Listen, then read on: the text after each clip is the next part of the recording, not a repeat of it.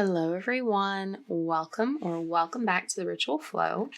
For today's reading, we're doing a monthly reading for May 2024 for the sign of Taurus. So if you are a Taurus sun, moon, rising, or any other placement you're feeling called to take a look at, then these messages are for you. Please keep in mind, though, that this is a general reading, so take what resonates, leave what doesn't. Not all messages will be for everyone or resonate with everyone. Don't try to force something to fit if it's not making sense for your situation and your energy. This reading is timeless as well, so if you're seeing this at a later date after May of 2024, that's just an indicator that now is a better time for you to receive what's being said.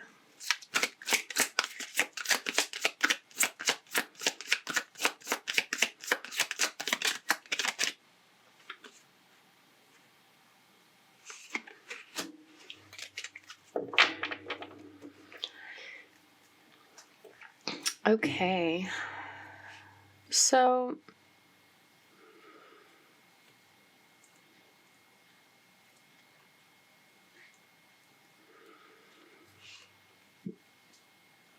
you're focused right now on doing something positive for yourself. Trying to focus on what's going to make you happy, what's going to create a sense of joy and stability in your life.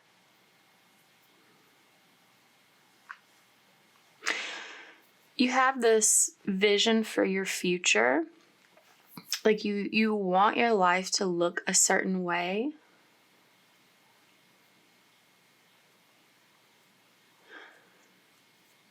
This has to do with like your definition of success.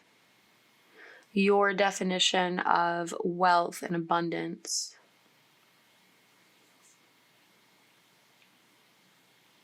You're discovering this month like how to lead yourself toward that vision.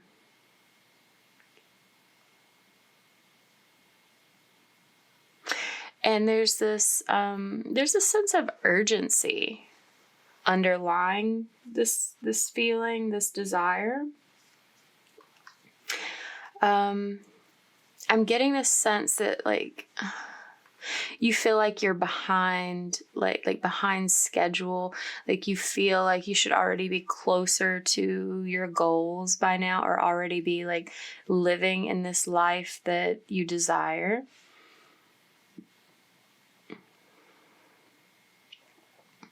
And something about that, like it's stressing you out a bit. Feeling like you're not doing enough, feeling like you're not like on top of things enough. And something about this, it could lead you to take some sort of impulsive action. To sort of act without thinking, or without like really thinking. And honestly, that like if you act without thinking, there's like a line in there somewhere. Like if it's leading towards what's right for you, that's more of like responding to an intuitive impulse. Or if it's like leading to something that's a little more destructive, a little more like off base for you, that's typically led by the ego, like a reactive response rather than a thoughtful or intuitive one. So it's like there's a borderline there, and you're having a challenge with like elevating your energy, like embodying your divine nature, embodying that intuitive response. What I'm picking up on is that, like, previously and currently, when you have like made impulsive decisions, taken impulsive action, it's been sort of like automatic and based on previous patterns, previous responses, previous experiences, because it's like it's born out of your ego's like protective system, where it's like thinking, well, this sort of response has worked for me in the past, so like I don't have to think about this. I can just do what I always do and just like have it be more of a reaction. But that doesn't necessarily lead you where you want to go. What you're needing to do when you're like acting on impulse, it coming from a different place, like more of a gut feeling. And this gut feeling could actually run counter to what your ego response would do in a similar scenario. So it may pipe up, you know, if you let yourself think about it too much, it may pipe up and say, well, that's not how we normally do things, or, you know, something along those lines. Sort of like making you second guess yourself, even though doing the different thing would feel right. Or like something about it feels like strangely right, even though it's not something you would normally do. It's not a decision you would normally make or how you would normally behave. But like if you lean into that and like choose that option instead of like second guessing or just automatically doing how you would normally respond, then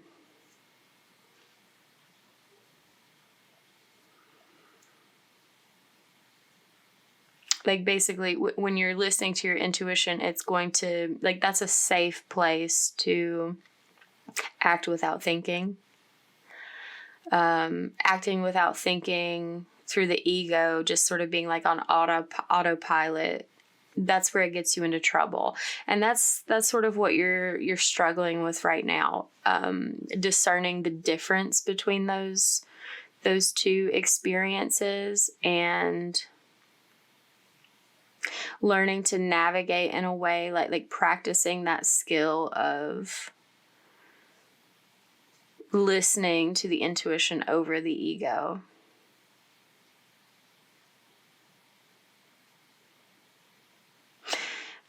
And something about is centered around your ability to feel like in control. What did I say at the beginning? That you were like wanting to feel more on top of things.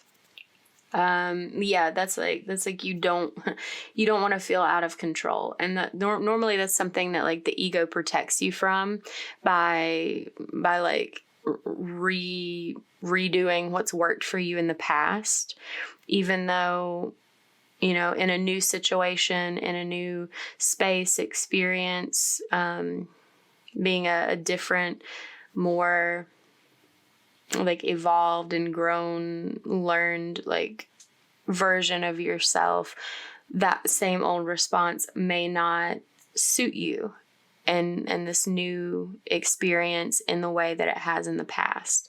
So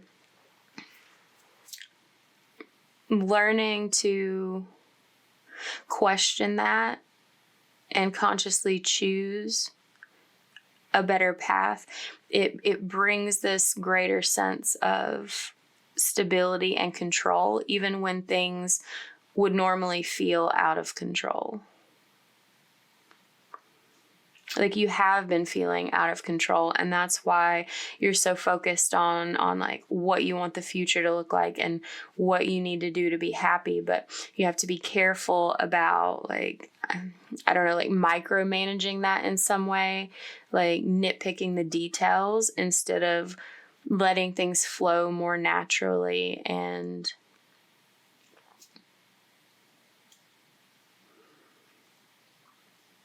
act from that space of inner knowing. There is a suggestion here to get more rest and to meditate. Like meditation rests your soul, sleeping rests your body and your mind. And doing both means that all of those parts of yourself can collaborate and work in conjunction with one another more effectively, more efficiently. And taking this time to get good rest and focus on whatever meditative like practices or states that you utilize. I mean, this could just be, it could be a moving meditation, just like going for a walk and getting into this space where you're not just running thoughts through your head, but like finding a little bit of peace and like distance from the rest of your life in your walk a bit. But it's not really distance. It's sort of like the illusion of distance. Like it feels separate for a moment, but what it really is like being at peace, being accepting and sort of detaching from like the way things are, rather than getting stressed or like obsessing about any sort of issues that may be going on. But this experience, this desire, and this learning, this how to exercise your control in a new way, like from the inside out rather than the outside in,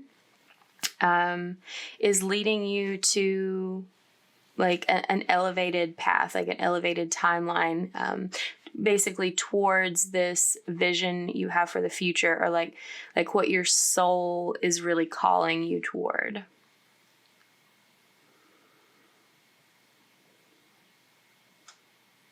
And what I mean by like inside out versus outside in, it's like when we try to manage the things in our external environment to stay in control, like that's like putting a Band-Aid on it. It's like a temporary fix, because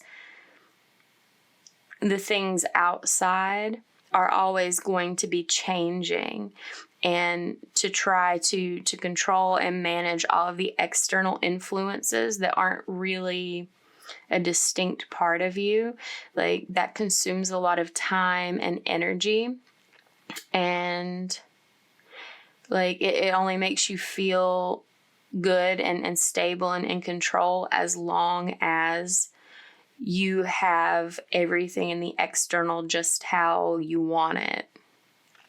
And doing that instead from the outside in means looking within and seeing what's in there, like what's inside you, your own patterns, your own behaviors, your beliefs, responses, thoughts, and working on managing those instead.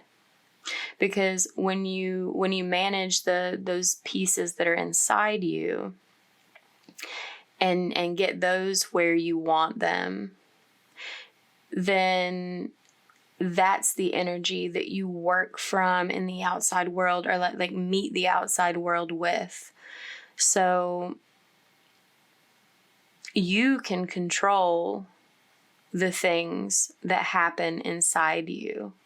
You may not be in the habit of it. This may be, again, a skill that you need to work on through meditation and other like psychological or like therapy practices, mindfulness practices. But when you do that, it has the impact of like anchoring that stability into yourself. Like it's something that you carry around with you everywhere you go, and it doesn't change unless you do the work to change it again. So that's how you can remain feeling in control and feeling stable regardless of how the external environment is changing around you. Okay, let's clarify some of these to get a little more information. Let's look at the Three of Cups first.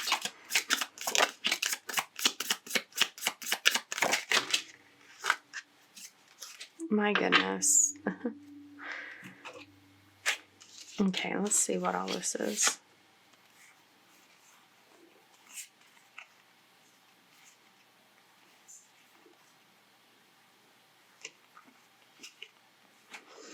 Okay.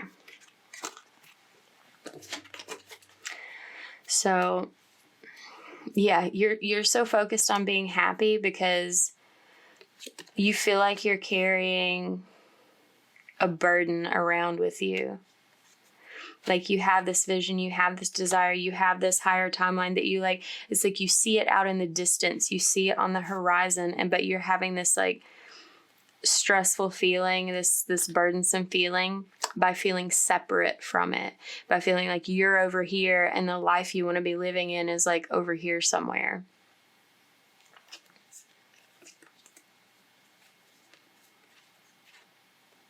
Wow.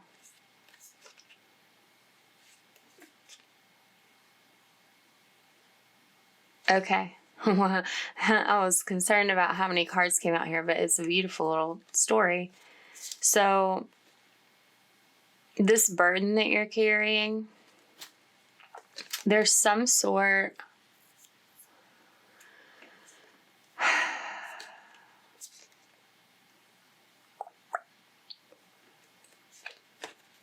of person in your life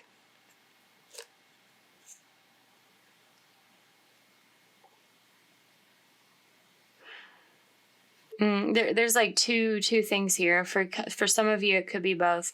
Like there's some sort of person in your life that, for one of these scenarios, there's a person in your life that you thought was this like strong, loving, compassionate, like resilient sort of energy, like. And there's this realization that they're not who you thought they were. And that you don't really love them the way that you thought you did. And there's like this desire to like withdraw that offering of love.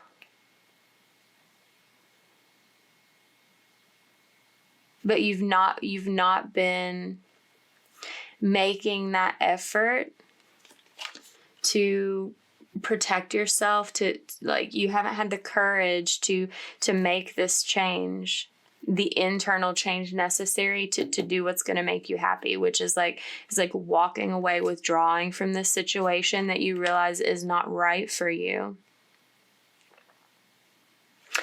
And there's this other scenario where the burden that you're carrying is it's like denying your dream, denying your wishes. Because like you have feelings for someone that you've kept to yourself and like not offered, not shared, because you've not been making this internal shift in how you relate to your sense of control. It's like you've been afraid to approach this person, afraid to change things, to like stir things up, afraid to have a new beginning. And you've turned your back on this. And it feels burdensome. It feels heavy. And like I said, for some of you, this could be like both scenarios existing simultaneously, where it's like part of why you realize that this person isn't who you thought they were, and that you don't really love them the way you thought that you did, is because there's this other person that you've encountered that you do actually have those feelings for, that does embody this Empress energy, but you haven't like shared that.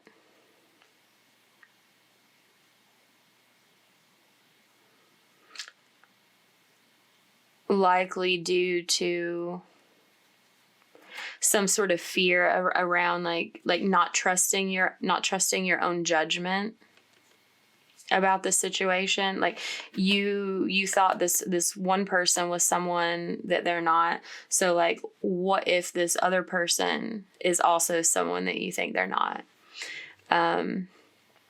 But that's why it's important to take this more intuitive approach, because like that worry, that sort of like waffling back and forth, that's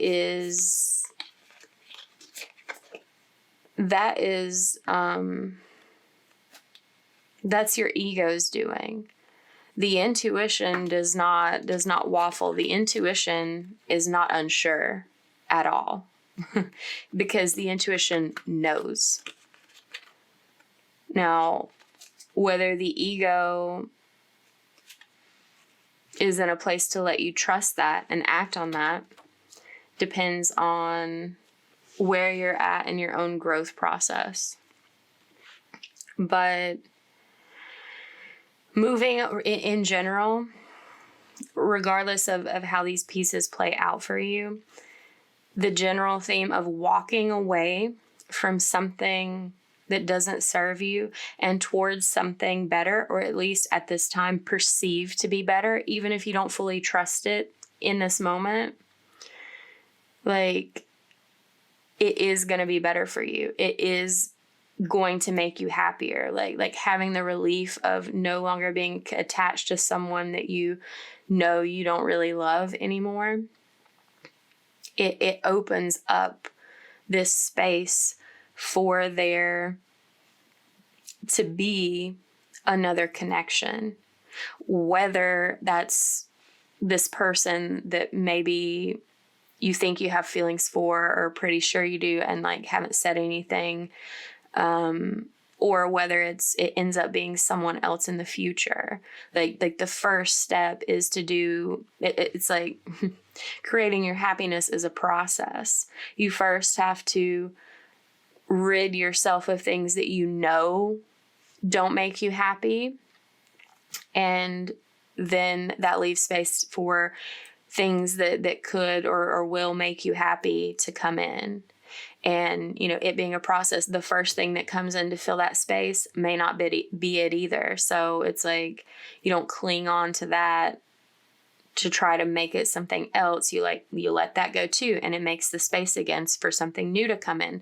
And eventually you find the thing that you're looking for.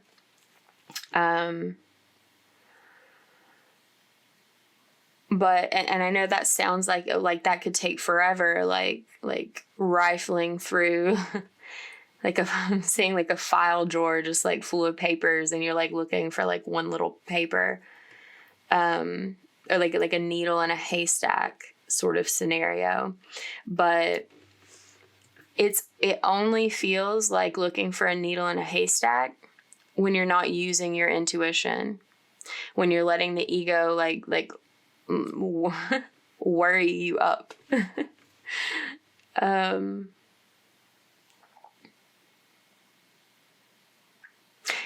that's part of that piece of the picture about doing things from the inside out. Like if you try to just like find something and see if it fits, find something and see if it fits, that's why you would have this like long, laborious like selection process. Whereas if you do the reverse, go from the inside out, you go inside yourself, you get clear on what your needs are, your desires are. And when you're crystal clear and solid in that, it's like, you know, very quickly if someone or something outside is for you or not.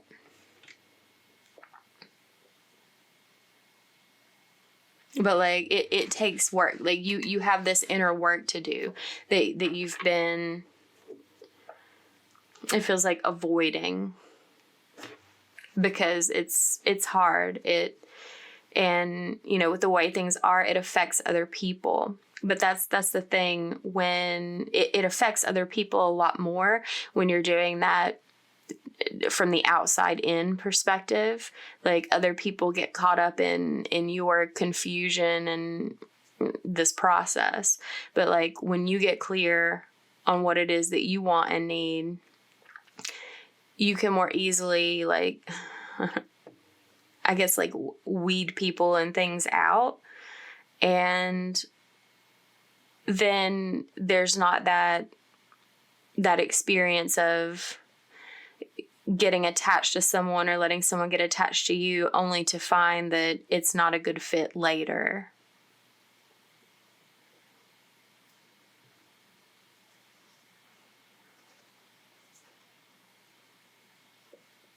Yeah. Let's look at the King of Torches.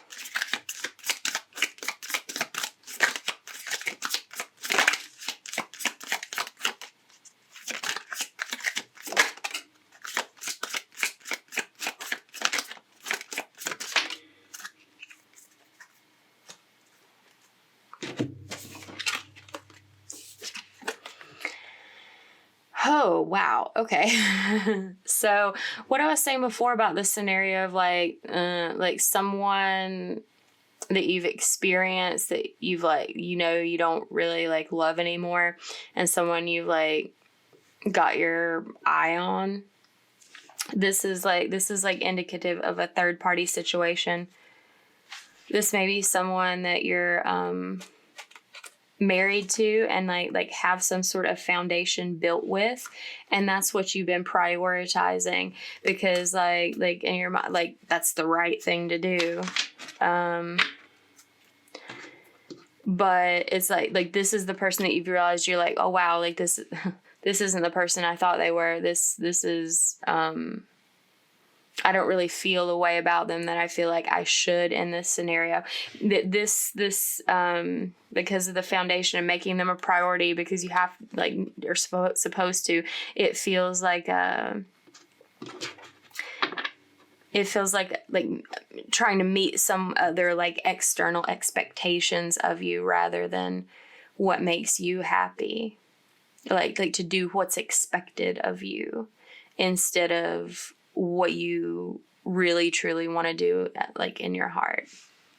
So,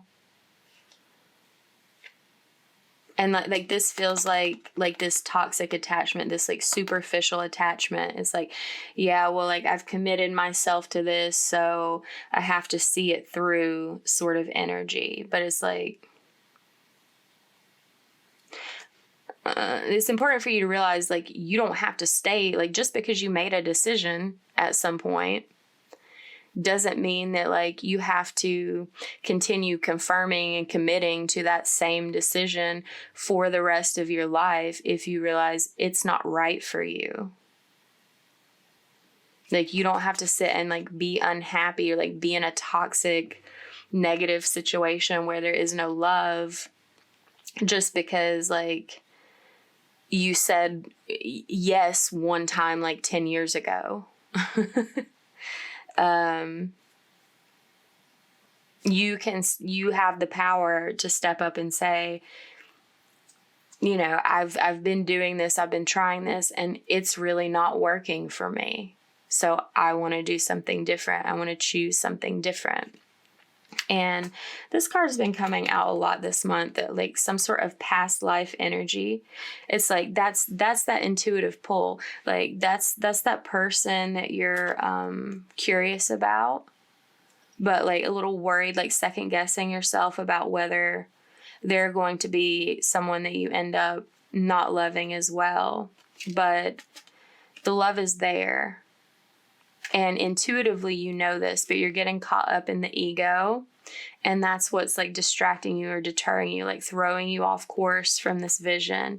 And in addition to like having this indecision about like, oh, should I stay in this toxic situation where there's no love? Or should I go over here where I think there might be? Or like where there's a pretty good chance there is.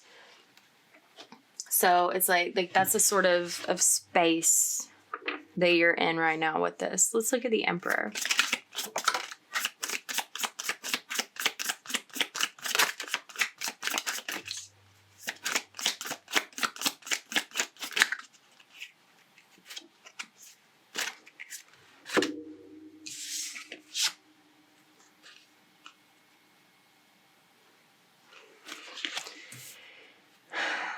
Okay.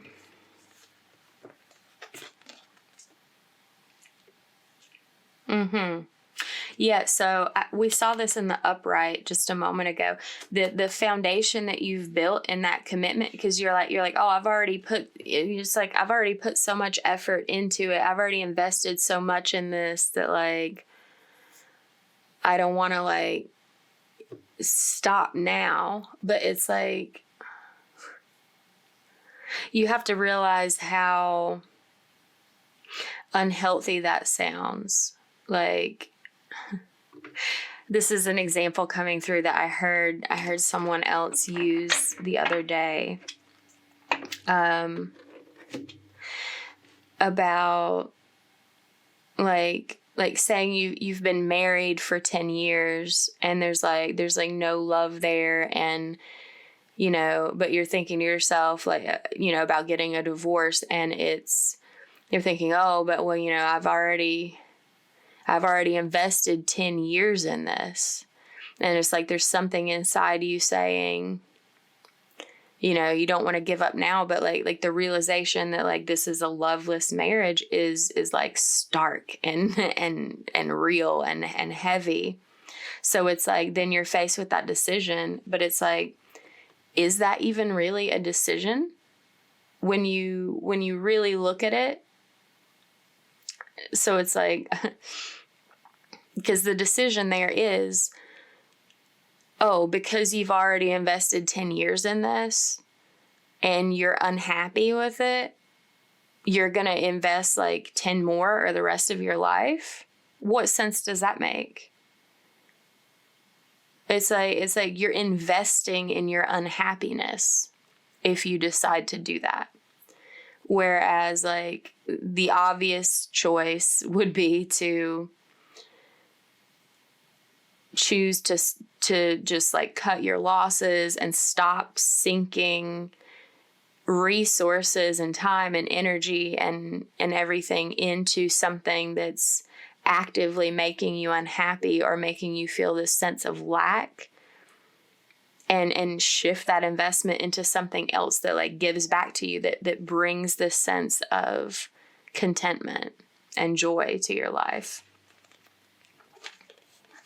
So yeah, what I was saying before is like reiterated here. Like, things are chaotic. The foundation that you've built up to this point with someone, it's fallen apart. You've realized it's not as strong, it's not as stable, it's not as good as what you thought it would be. And that's stressing you out. And that's what's got you like scrambling for some sort of control where your partnerships are concerned and like your vision for the future. But you also have this fear about the future. Like your fear around like whether you can actually have the life that you want to have, or maybe fear about how this partner is going to see things. Like maybe they don't share the perspective that this foundation isn't solid. Maybe from their view of things, maybe they're perfectly happy living the way that the two of you have been living.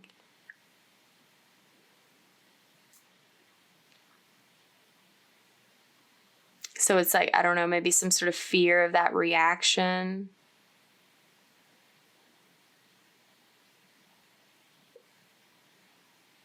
But regardless, it's like just because someone else is happy,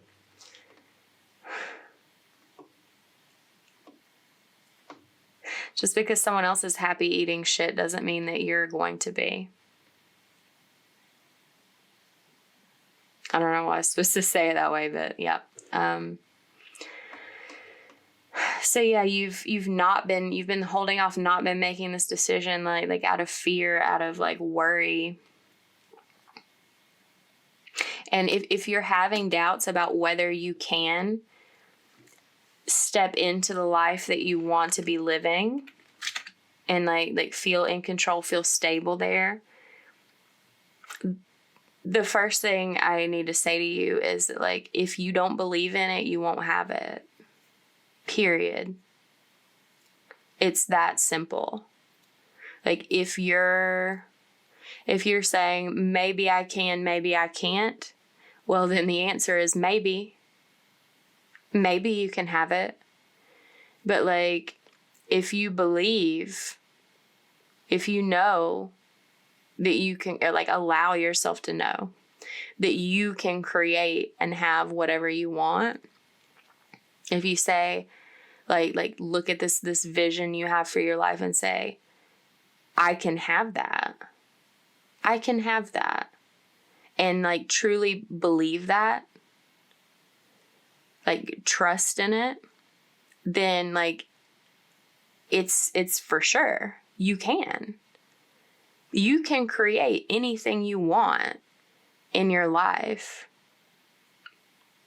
And if you're not seeing it happening, it's either because your actions aren't matching your intentions, like you're not putting in like the actual physical action effort to move in that direction, or because there's some part of you that doesn't really believe you can have it, that like doesn't believe you're good enough or like have what it takes to get yourself there in some respect.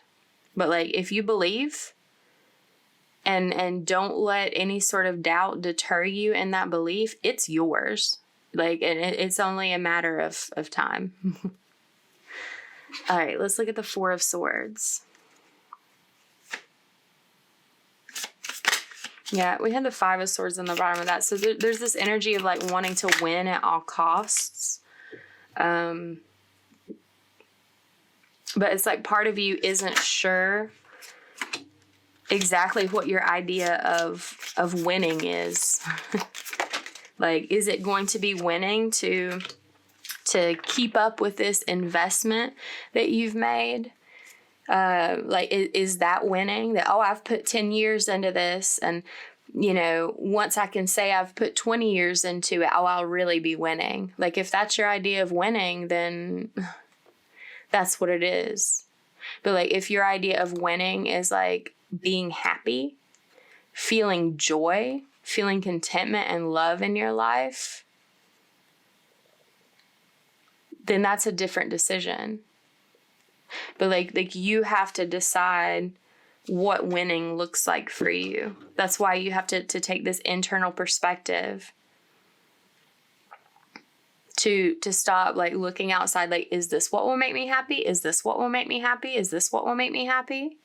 And instead, like shutting out the outside world, going inside and asking yourself, what things make me happy? Like try to think back to times that like you felt happy. What was happening then? What activities were you doing? Who were you doing them with? Who were you talking to? What was the nature? What was the underlying energy feeling like of the conversation? And, you know, there again, you can also get clear on what doesn't make you happy. Like, look back to the past, to things where you felt like really upset, really hurt, really betrayed, really disappointed, angry, sad, and think about what was going on then who was around then? What sorts of things, activities were you participating in then? It's like realizing, like when an alcoholic really recovers, it's like they realize that, just having that drink that felt good in the moment, it's like it gave you the illusion of being happy. Like it dulled your senses and like dulled your perception and had this like feel good effect where you're like, so it's, when you're in that experience of like succumbing to that cycle of using a substance for happiness, it's like you would look back and see that like as a still inebriated person, you would look back and say, oh, well, like this is what makes me happy. Like I feel happy when I do this, because you're remembering like laughing and being silly and like basically remembering the good parts.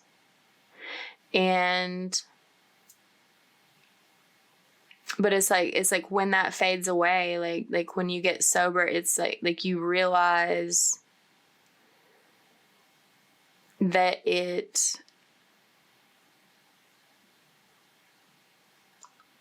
like you can see some of the other impacts about how like messy you were, like you didn't care as much or like put as much effort into other areas of your life because you were just like using that one avenue to like provide this chemical response of happiness. But it's like just drinking really make you happy? Or is that just like a crutch, like a Band-Aid? It's like when we're, as humans, when we're honest with ourselves, like it's more often the things that make us happy is like seeing our child grow and learn, seeing the positive fruits of the effort that we put into something, seeing how we made someone else smile by doing something kind.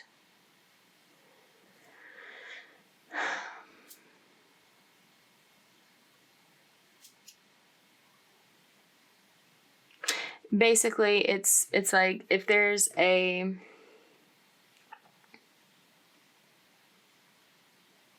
sometimes we can believe something makes us happy when we're relying on it and depending on it to bring us a sense of happiness. But like when it's that temporary, like chemically induced, or when it's with a person that like makes you happy sometimes, like that's chemically induced as well, because it's like the cascade of hormones and things that are released in your body when you have a good experience with someone.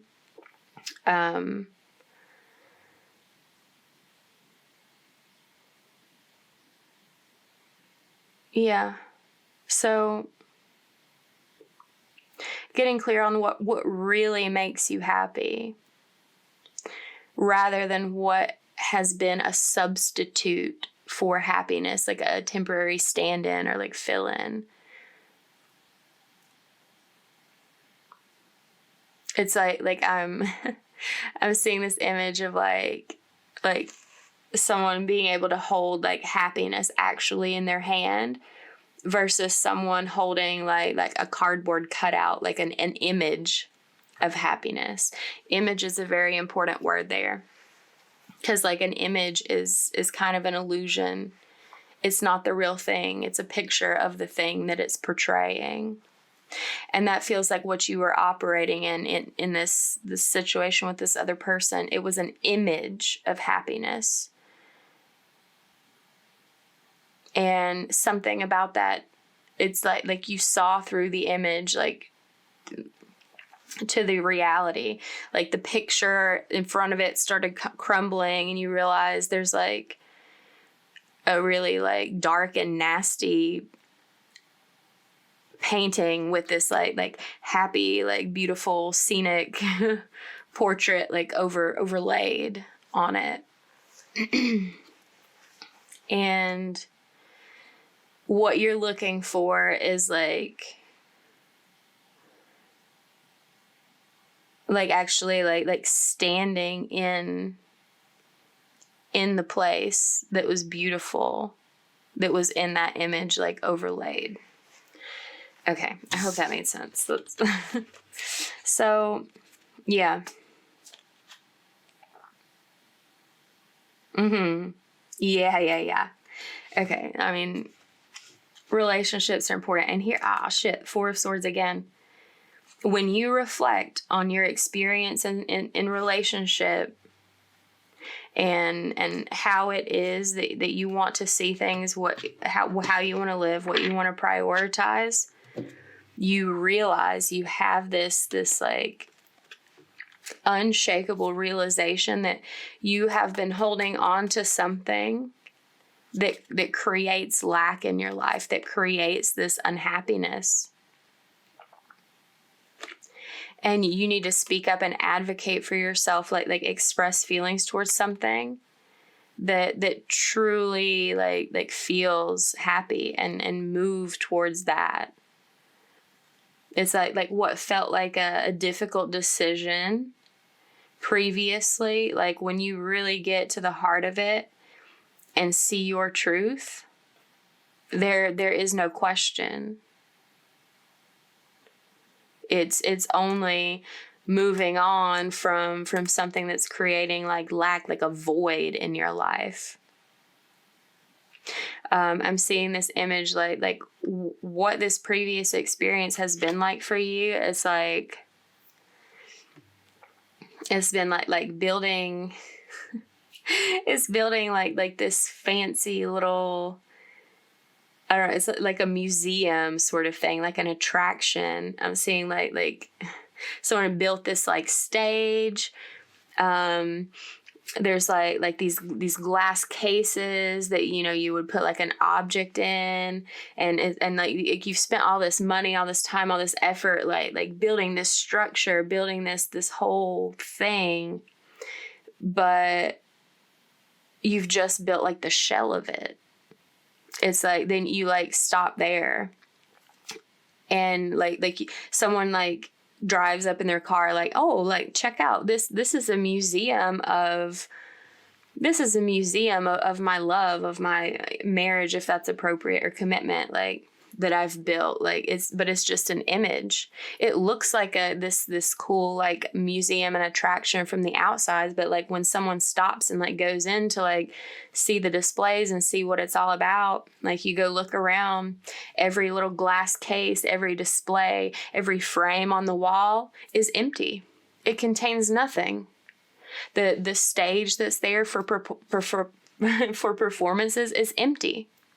You haven't booked anyone to like entertain on it.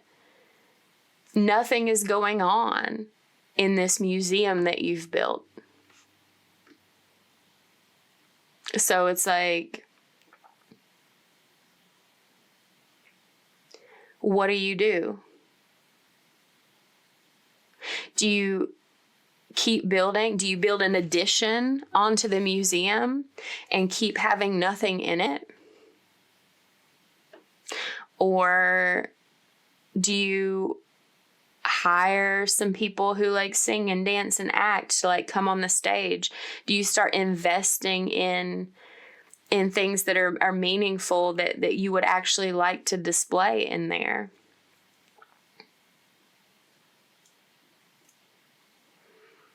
And if you do that, it's like, I'm getting this sense that like if you just then try to fill up the museum with things, it's like you realize you're just like hodgepodging things together, and you're like what's the theme of this museum? Like, what do I call this? Like, what is this about again? And it's like, it's at that point, it's like, well, maybe I should just tear this framework down and like start building a new museum, a new attraction with like the idea in mind of being clear about what I'm going to display in it, what kind of performances I'm going to have first, and then build the structure around that. So yeah, that's a weird analogy, but that's what we're working with. Let's look at Judgment.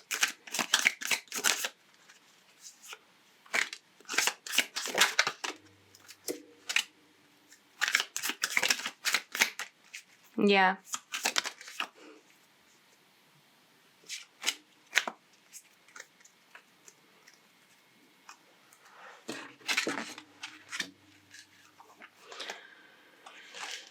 Huh.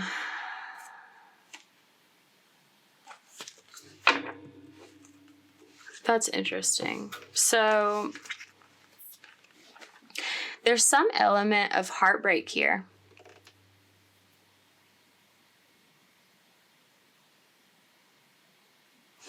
And some element of deception and betrayal. Now, there's a couple things I'm getting here. Like, this could be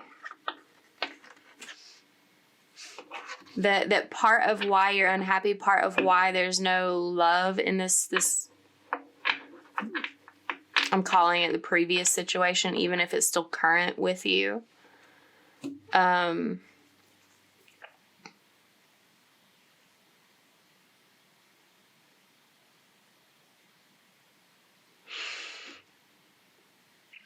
It's like that it's like some sort of pain or betrayal or deception on someone else's part is the reason that you're so unhappy, and you're just like still trying to like build on it and make it work. But this can also just be deceiving yourself, betraying yourself, because of like thinking about how heartbroken you're going to be. But it's like something about this heartbreak in that scenario is it's coming from either that like disappointed feeling about having invested 10 years into something and like having that loss of all that time and effort invested. And yeah, that can be heartbreaking if you look at it that way. But a more appropriate way to look at it is that like that failure, that wrong fit was a different kind of investment in your future. It was an investment in learning what you don't want, what's not going to work for you. So like it wasn't time wasted. It was very important for you to go through that and have that experience to be where you are now and to get to where you want to go.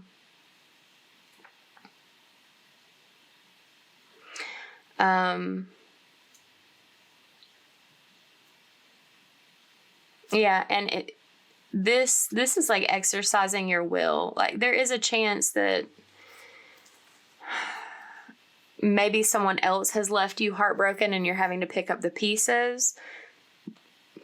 But it's more of this energy of like breaking someone else's heart because you need to create something else, to create something solid, to go on this new journey, like into something unknown, because what's familiar to you, what you've been doing is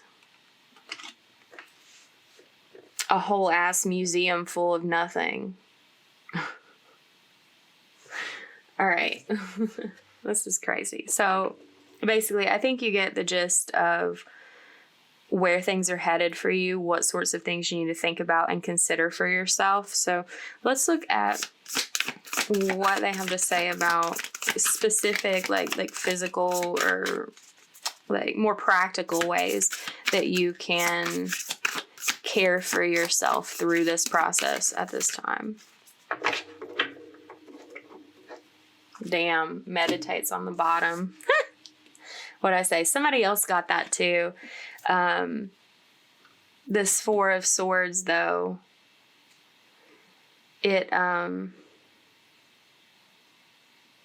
we saw it again in the other deck. Like, you need to take this time for yourself. Like, if you're not meditating, and like, I don't care if you start with 1 minute, if that's all you feel like you can commit to and that's all you got, start with 1 minute. Like, you need this energetic work of connecting internally more deeply to stop living so completely in the external world, to get back in touch with yourself, what you want, what makes you happy, or maybe in touch with that for the first time in this life. Because like that's this like diamond in her heart. Like, that's where all the riches are. That's where all the answers are. That's where you find what you're looking for, or at least like find the navigational information about how to connect with what you want.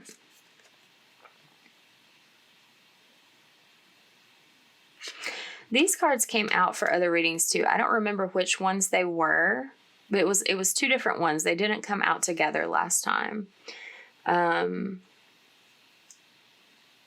Yeah, spend time with animals and make a meal. The make a meal, this is a way of like loving on yourself, doing something for yourself, a way of nurturing your body. This is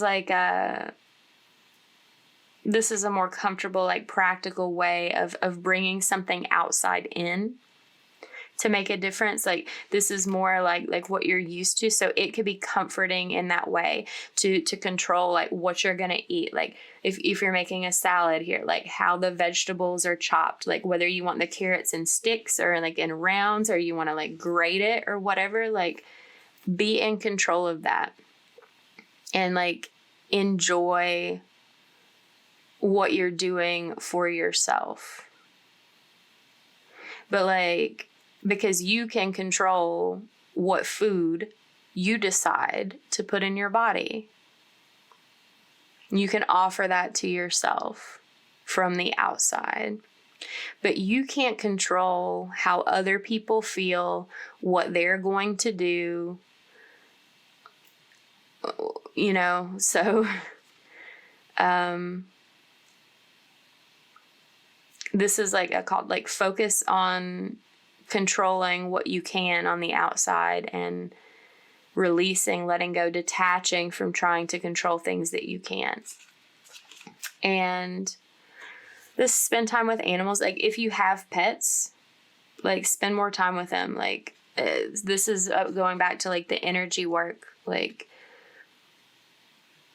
animals have their own chakra system and like their own energetic components. Like it's different from humans, but I mean, and like each animal is like a little bit different, but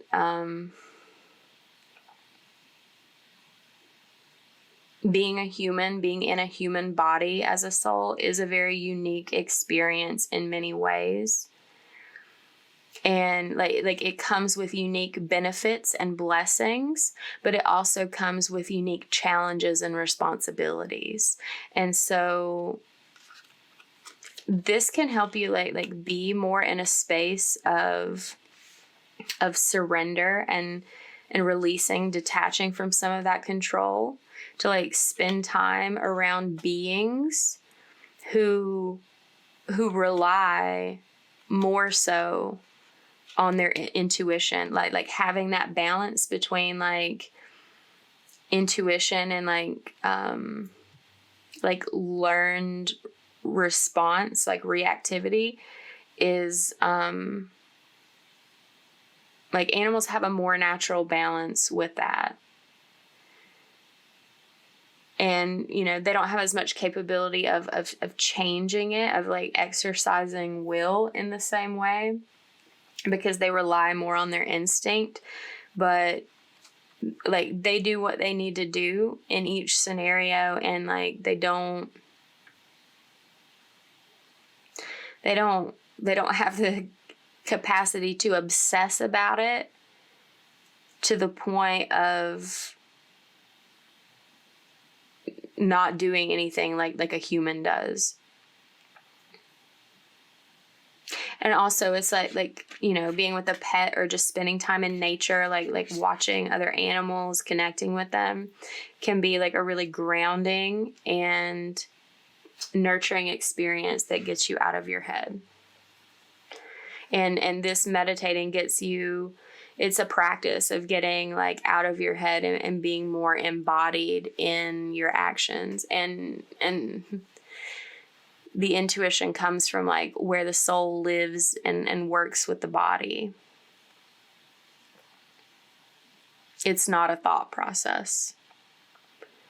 It's receiving thoughts from other places, directly from the body or from external energies or from your own internal energy. Like, yeah. So that's your reading. If this reading resonated, give it a like, comment down below, share it with someone, subscribe if you have not already. Thank you for letting me read for you. If you're interested in something more personal in the way of readings, either astrology or tarot, oracle, you can see how to do that below. And I will see you next time. Good luck, Taurus.